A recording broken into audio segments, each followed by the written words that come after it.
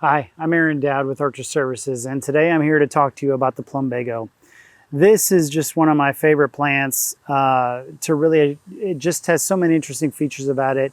It is great for attracting butterflies. It adds so much color to your landscape.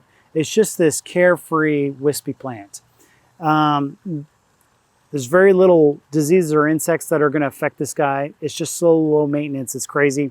The only thing that it does that you have to maintain it is the fact that it loves life so much, it just keeps growing. And so it will continuously add little sprigs and start spreading over time. I mean, it can get to be large. This one here, it's only about 2.5 feet tall. So it's not an overly large shrub at this point. And all I do is I'll just periodically just kind of knock it back pretty hard, maybe once a year, hit it with a really hard prune, and then it's really good. But it has these baby blue flowers. It's going to flower from late spring, early summer, all the way until it freezes. And if it doesn't freeze, who knows, you might even get some blooms in December and January here in the Houston area, because we've had some pretty warm winters sometimes. But if it does freeze back, it's so hardy, it's always going to come back. So you don't need to cover this one.